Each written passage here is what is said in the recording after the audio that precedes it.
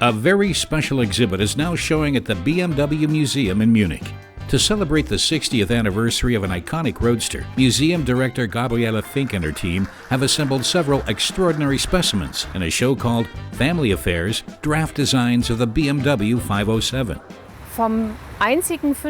Very diverse facets of the 507 are on display, from the only 507 boat ever built to an Italian version called the Michelotti, to some American designs.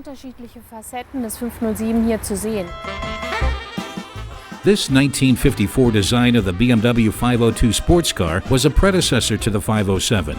It initially earned applause, but that later turned to criticism, voiced primarily by the businessman who was at the time the largest U.S. importer, Max Hoffmann.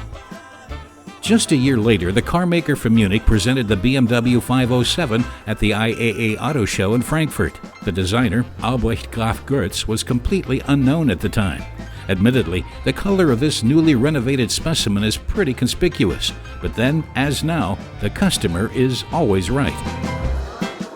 This yellow 507 was commissioned by a customer, and the special color and paint job was intended to match his wife's scarf.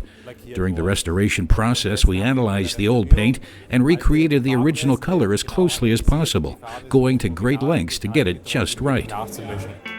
The vehicles on display in the museum look like they just rolled off the production line. Shiny paint and chrome as far as the eye can see. But there's another element that can be restored, and that is even more important than their appearance.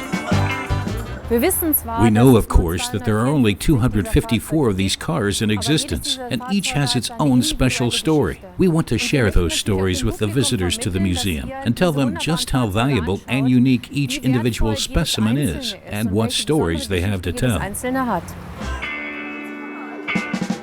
The special exhibition will be on display until January 31st, 2016. And if you're afraid that's all there is to discover about Bavarian Motor Works, rest assured that the BMW Museum has plenty more to share about the company's fascinating history.